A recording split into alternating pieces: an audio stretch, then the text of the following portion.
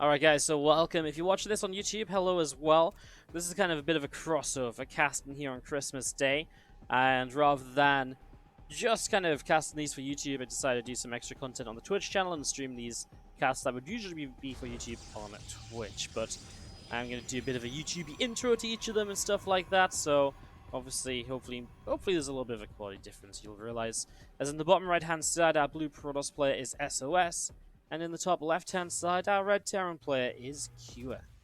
And of course, if you are on the YouTube, and I know the Twitch users like, what, you shut up about YouTube already. If you're on the YouTube, don't forget, as these bings are going to come in, don't forget that we are approaching 10,000 YouTube subscribers, and we are so close. So if you're enjoying this video, do consider subscribing, liking, and commenting. Thank you so much.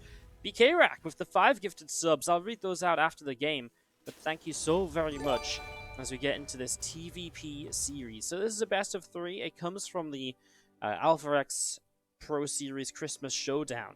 And this is from one of the first groups that was played. So it's just a best of 3. It was one of the initial matches too, so they haven't played anyone else before this. We actually did cast Kira and SOS in the Kung Fu Cup not so long ago. In fact, that one even is already on the YouTube channel if you're watching that, or if you're on the Twitch stream. That was a lot of fun as well. And we definitely had a good time sort of covering some pretty aggressive builds from SOS that did turn out to work out for him. He won that series 2-1. So a little bit of a rematch here, and intrigued to see what exactly Kyo can do to maybe not let SOS get too aggressive, not let SOS get into too many good positions, and stuff like that as well. So let's see how this goes. We do see initially this probe heading down the bottom right hand side. I mean, has just been up here trying to harass, trying to nibble away at that SCV on the natural. As we do have the Reaper on the way up, that will head down to the other side very shortly as well, unless he doesn't feel as though he can get it across with any meaning. But I mean, there's nothing to really sit back and defend with in TvP either, right? You know, what are you really going to do if you just, you know, have this Reaper sitting at home? Well, maybe if the Adept was already halfway across the map, but it isn't here. The Adept is, in fact, just about to finish. So Kyo is not even going to be harassed too much when it comes to getting this command center up, which means he doesn't necessarily need to rush out the bunker either. And Kyo will just drop a factory in the main base as well. So getting that ready to go as, ooh, Reaper does take a couple shots, but the Adept Shade too far away to really capitalize and kill that Reaper. As we do see it low, but not taken down. So Reaper going to come back out into the center here. We're going to have a sentry on the way up. So sentry building, a couple extra probes hopping on out and sort of slowly transferring between bases. And a gateway already coming up at the frontier from SOS, so begin to wall off just in case of those Hellions, which we see a lot of the time nowadays in TvP. A lot of players are enjoying, and there's a variety different of them as well. These Hellion openings, you can go for like 2 Hellions, you can go for reacted Hellions, go up to 4 very quickly into Widow Mines. There's a lot of different ways to do this. Whoa, whoa, whoa, whoa, whoa. Has he just walled off here, but then there's actually just a gap here? He can jump up anyways? Am I crazy? Like, I feel like everyone just jumps up over here, and yet you can just jump up there anyways. That's kind of crazy, right? Like, I feel like I'm seeing things. I guess Nightshade isn't really a map you usually wall off on as a Protoss player because of that, because it's not actually a wall off. It kind of makes me wonder, because I feel like what we've been seeing from SOS hasn't been anything like too macro focused or anything like that. And I do wonder how much he's even been playing lately. Like, it feels like that wall off is just like a blind, like, oh, well, this is the first time I'm seeing the map, I guess I should wall off here. It's kind of strange, right? As I said, Oracle into the main base to have a little bit of a scout around with the barracks on the way up. So that's barracks number 2 as the medevac is about to pop, and we do have 2 Widow Mines that can go across the map in the next couple of moments. So we'll be watching out for that as we do see both those Widow Mines loading up, getting jumped into there. And again, there's the Nexus dropping down on the 3rd base as well, so Nexus on its way. As the initial drop will, of course, for Kyo confirm the presence of a 3rd base, to get into the main and scout a little bit of the tech choices. And that tech choice here from SOS is going to be double forge. So going into both of the forges right now, that's going to be his choice. So we're going to be playing very gateway heavy. Is going to just go straight into charge and add a bunch of gateways here, you would imagine. Not really anything else you can do with double forge like this. Like, if you want to go Colossus double forge, you kind of need the Robo Bay before the double forge as well, even, because you just need to get the Colossus going ASAP. As you see, Stalker is able to get a couple shots off. Widow Mines will unburrow and reburrow. That will, oh my god. Well, he actually kills the forward mine initially, and the backwards mine goes down afterwards. Only loses an adept, not bad. Q able to force some lost mine time. Scouts the double forge, and I do think that that's one of the most important parts of this here. Being able to know, okay, you're building up into double upgrades. I get a good idea of where you're going with this now. You know, that's sort of information which you should kind of enjoy having as Q, I would imagine. Because it really just lets you say, okay, well, maybe I need to do this or this or that in this scenario to kind of be okay here, to not get into trouble, etc, etc.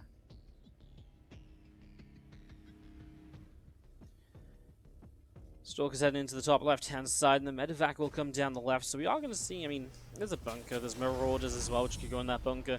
These Stalkers shouldn't do much.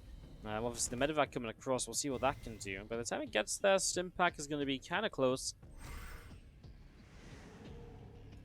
Felix has the high ground vision to bring these Stalkers in. They're just going to come in once Blink is back off cooldown. Going to try and get a reactor and slowly start to bring themselves back, and will be able to successfully get a reactor kill. And again, Blink into the low ground. It's a nice little pick-off, although he did maybe take a bit much damage on one or two of those Stalkers that we maybe could have seen avoided. But this medevac still kind of heading through the bottom side. Obviously can head in towards the main base here. Wait a few of these probes. 1-1 upgrade still on the way up, charge on the way out, and here comes our medevac, just going to go and unload straight into the back of this main. So nothing really here to defend this, and probes aren't even pulling away either. Finally will do now, but 6 already down. He actually only pulls to the other gas, and now we're going to see a recall. Almost like SOS didn't know what he was going to properly use to deal with this. It's a very late recall, and because of that, it means it takes him so long to clean this up. And it means that Kira has so much more time to bring the rest of his army down and across. To get in position over here, it's a nice anti-armor missile to start off on those zealots. That's going to make their lives a little bit more difficult right away. So it's still charging forwards by units, firing, and the zealots taking a lot of damages. We do see Kira back up on the left side overall. I'd say Kira's had a pretty good time here, though. He's traded pretty well. He's been able to kill off a good few probes. And, well, I mean, you see the Stalker army chasing now. How much can it get done? He's actually starting to lose medevacs here, Q. So SOS getting a little bit of revenge, a little bit of payback from the previous damage he was already taking. Still, a lot of that comes from if he just immediately recalled the Stalkers to deal with that drop, he would have been then able to defend that third base so much quicker. Much more quickly, he's going to be able to come in with the Stalkers and pick off even more units. So Kira was able to really just take advantage of SOS being slow to the response there more than anything else, as we do see this command center going to be moving down to the third base location. Drop that down in position. We do have some SCVs currently just long distancing, now obviously manning properly on the third.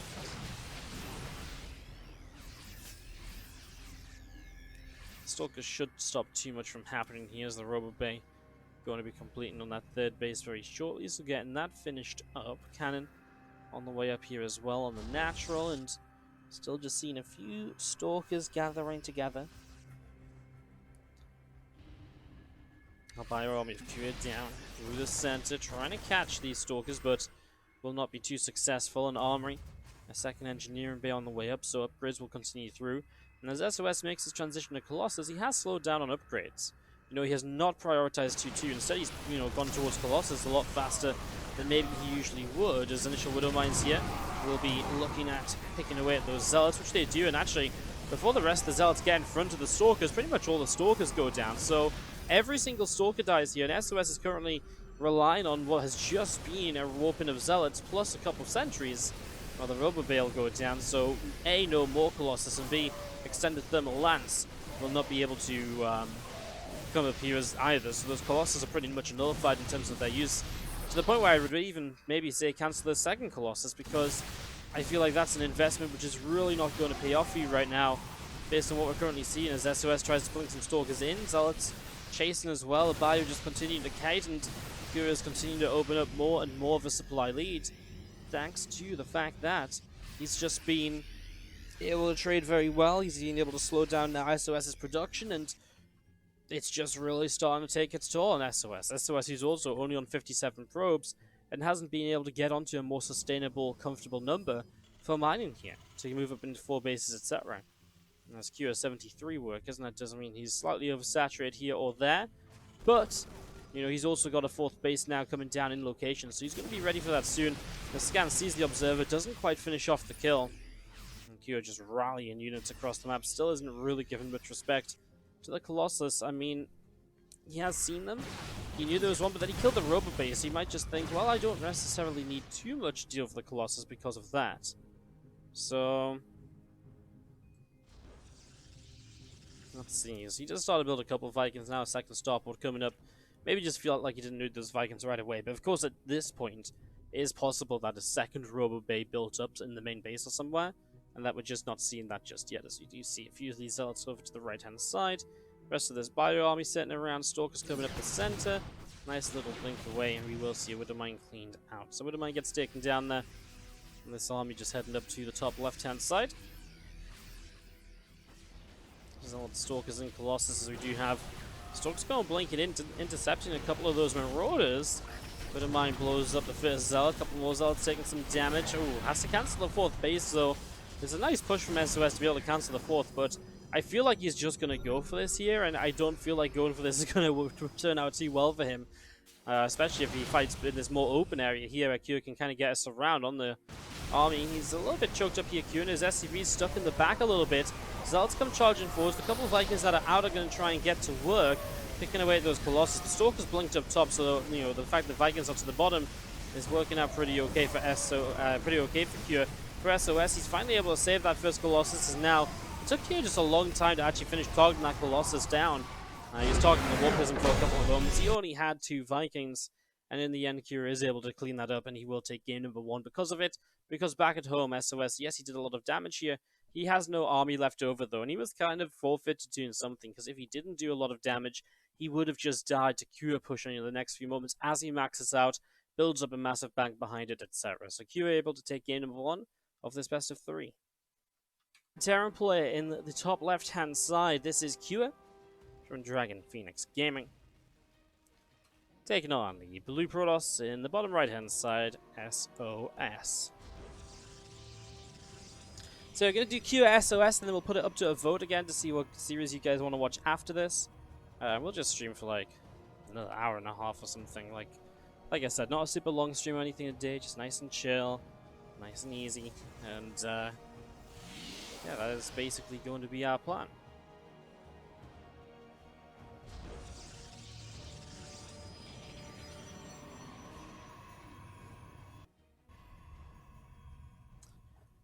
As we get into this game number 2, SOS is going to be setting this up and developing here into something I think maybe a little bit different, right?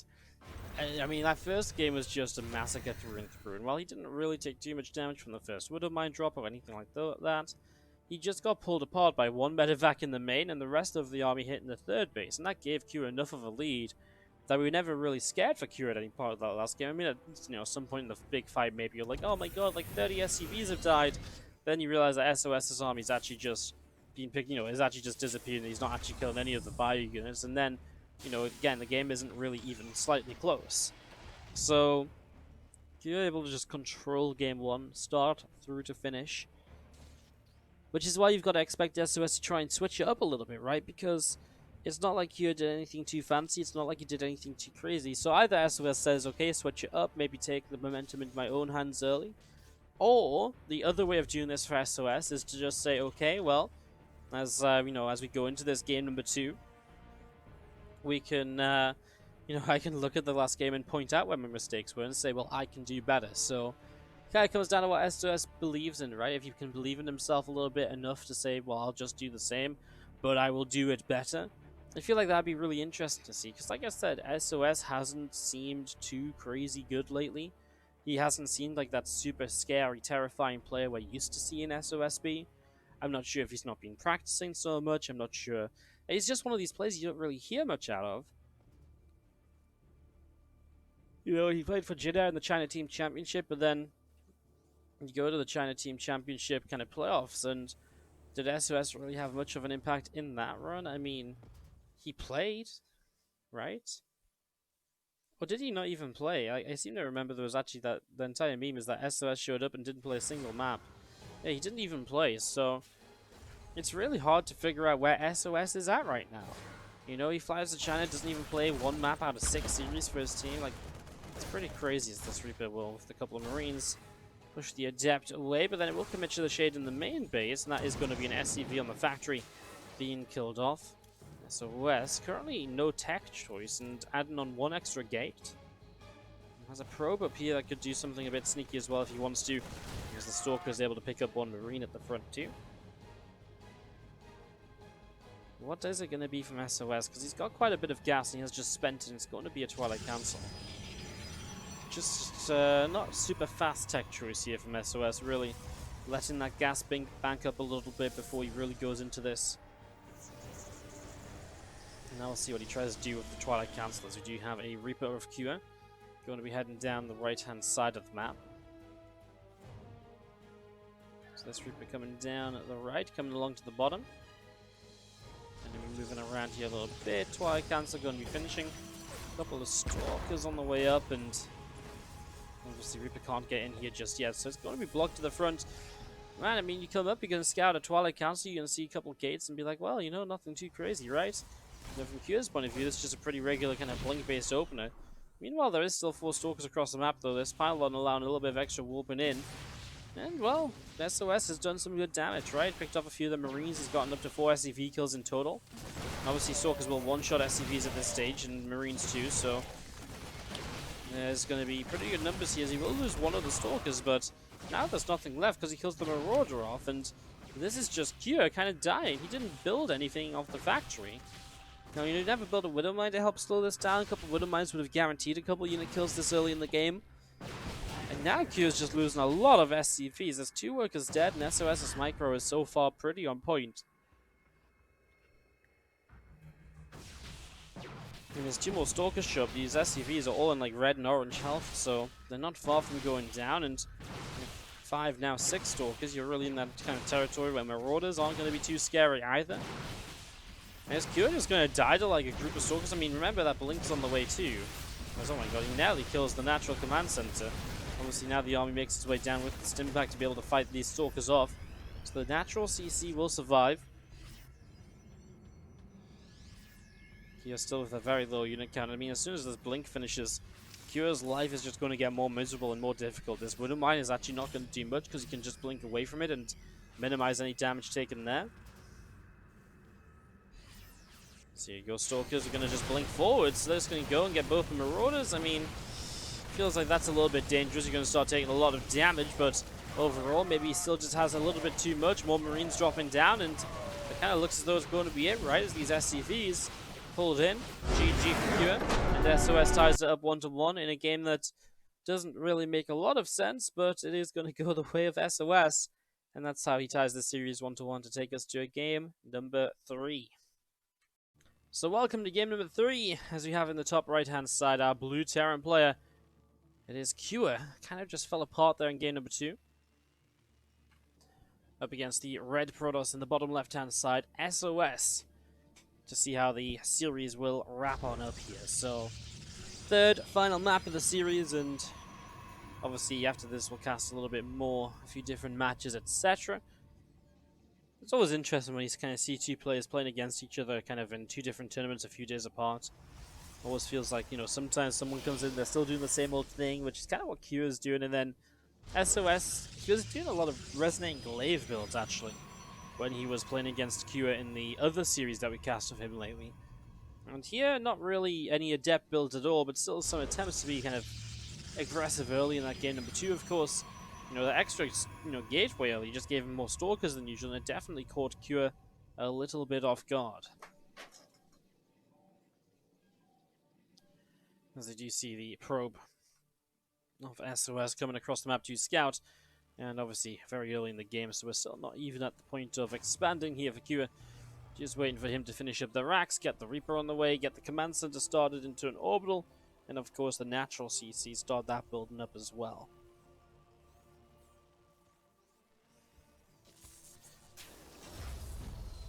So, SCV and a probe can have a little bit of a nibble off, and we do have the worker of Cure down to the low ground. He's going to go scout with that one as the other SCV will be pulled to put down the CC as he continues to chase the probe away. He's about to be on the right amount of minerals now, and SOS will be there to try and slow it down. Obviously, you could just build it out of position. Doesn't seem like Kyo wants to. Remember that this is a matchup of ex-Jin Air players versus Jin Air Green Wings player. These two former teammates.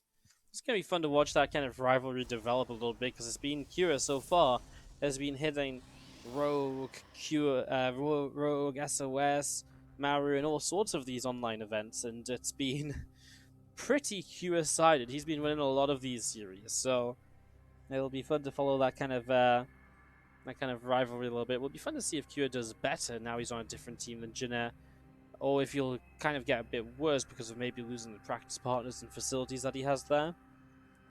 That'll be quite interesting, actually, so really intrigued to see what will come of that.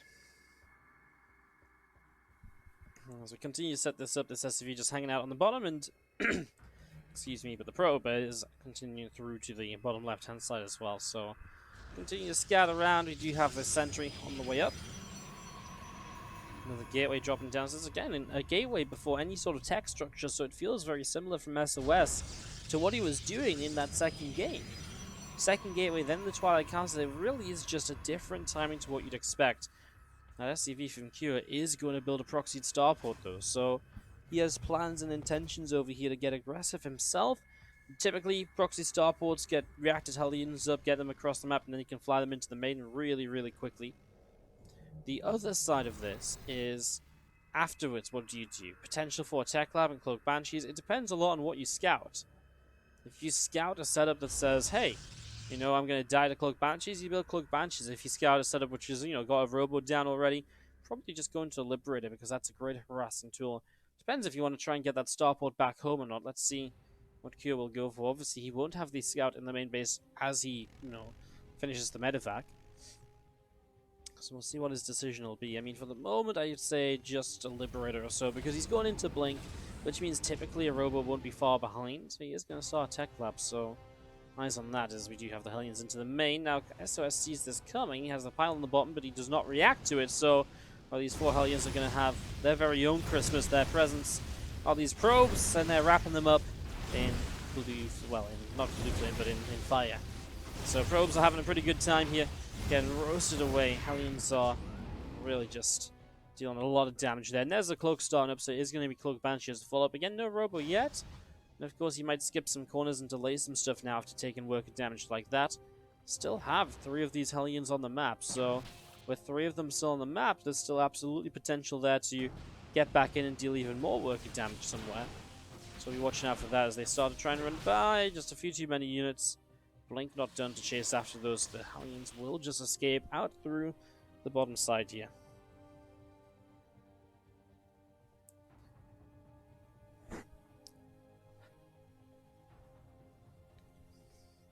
So Hellions able to escape out, and just going to be seeing the Banshee.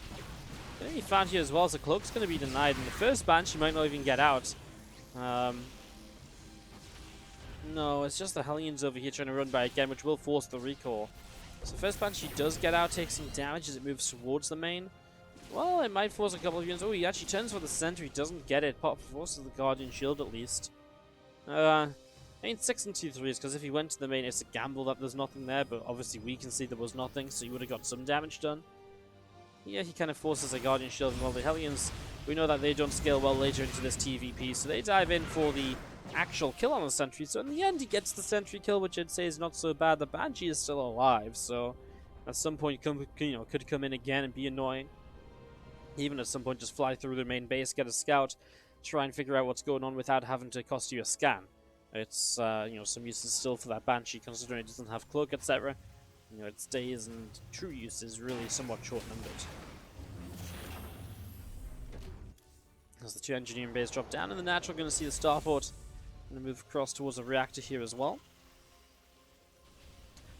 So I'm going to get that set up in a moment or so. Stalker's firing, and the starport is going to go down, so that's going to burn down to the ground. Again, decent pick-off, nothing too crazy there. Charge on the way up as 1-1 upgrades coming in the forges. Stalker's pressing forward is going to be able to pick off a Hellion, so Hellion will drop. Again, 6 more gates just dropping in here, and with the double upgrades, there's just going to be that big kind of aggressive unit style out of SOS, so he's not going to, kind of going back to what he did in game number 1. What I did find interesting about game 1 is that he kind of cut the upgrades into 2-2 to instead go into Colossus, and obviously that was just a weakness for him, because then he didn't really ever benefit from the Colossus either, as this Banshee goes for the pylon, Stalker blinks in, shuts it down. Upgrades here are going to be pretty even though for the moment as well. Kira was ahead a little bit on 1-1, so with the Forges being chrono boosted, you're going to see those upgrades finishing at the same-ish time. And there is the Robo Base, so we're setting that up too. I mean, it's not like super fast Forges, right? It's going to be, what, 8 minutes when 1-1 finishes? We've seen faster Forges, but then it's also been a bit of a weirder, more aggressive opening, so it is tough to kind of, you know, look at this across the board and kind of pinpoint weaknesses / strengths. See, Stalker's going after another Marina Marauder here. Rubber Base still about halfway done. 1-1 upgrades still coming through here as well.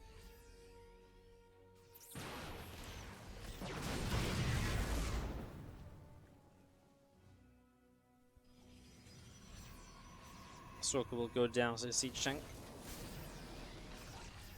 The tank sieging up as Kira is going to push this army of SOS away. So Kira have to push down the bottom side now. If SOS just waits a little bit, 1-1 is going to finish, and for the few seconds here, he is going to have +1 attack against 0-0, so it's a slight upgrade lead. I mean, honestly, he just has the numbers to overwhelm Kira here, and Kira will have to go running away. Those Zealots just a little bit too much. There's no splash damage, there's no anti-Zealot at all in this yet. Now as a few Widowmines show up, obviously that changes, but we also see the Warp Prism build earlier into the main, so Kira has to come running in after this, and now, you know, it's not only SCVs being lost, it's also somewhat of a bad trade in the main. It's units having to go over there to reinforce, and SOS is actually still pressing through into the natural. He's going to force Kira to already pull SCVs, but he's actually backing off to the third base already. Warped in extra Zealots into the main. If they'd used their charge onto the bio units, they might have done a lot here. Instead, they can charge onto the CC, which is a slight shame. Zealots just picking their way through SCVs on the third base, and Kira is really struggling to stay alive here. Will he be able to just about in the end? Well, Widowmines will scare a few Zealots off to the side there. Those couple Stalkers will end up being surrounded by SCVs until they blink. Still unlikely they're going to do much. We've got so much in this main base. More Zealots are still warping in. So now he just kind of commits through into the Widowmines. He'll be able to pick those off so they won't fire again. That was 30 workers killed, by the way, in that recent onslaught of attacks. So 30 workers that will really add up, as now we see a few Stalkers pulling into below ground. The Zealots will come with them, and again, just looking after, you know, looking to get a few of these SCVs. Any damage done any way you can. As SOS still has a single Zealot in the main, so knows that Kira is not mining there. Knows that typically he's going to have to invest his income into the third base if that Zealot's still in the main, and that's why he's trying to target that and get some damage done in that location. Makes a lot of sense, of course.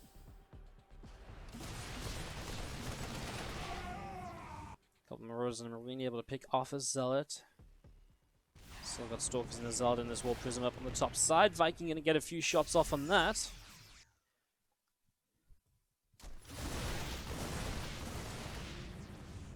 Marauders and Marines stimming forwards, and again, Prism just going to get chased away. It's down on the bottom side here to use Harry. See a cannon, a shield battery. All getting set up. Now, Kira does come out of this with an army supply advantage. It's interesting how Protoss can be aggressive after just taking a fourth while Talrand's still on 3 bases.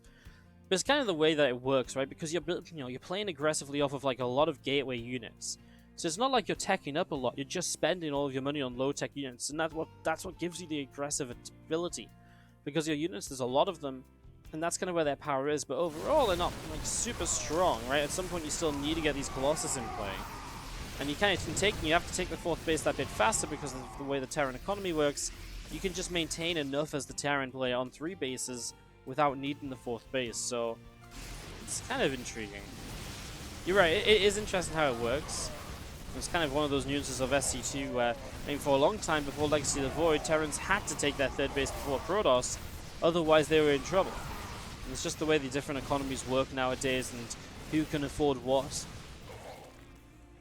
Terrans can typically survive off of 3 bases for that a little bit longer. Especially because they're just investing more into each unit, etc., more gas heavy, less mineral spamming with the Zealots that are going on, for example. Still seeing this bio army being chased around though, so SOS is actually doing a pretty good job because the Zealots are still harassing. So another 11 SCVs killed, and he is able to chase this army away. I mean, he lost one of the Colossus. And he's over here now. The Colossus isn't even here yet. It's kind of still trailing behind. He'll back away as reinforcements come from the main. This War Prism's still up and around and, you know, looking great. As you do see another Nexus down on the low ground as well, so SOS just keeps expanding, now going up to 5 bases while he's on 4. While his opponent's on 3, sorry. I mean, this is just a, you know, consequence of him taking a lead in the game. Right, he's so far ahead that he can keep expanding.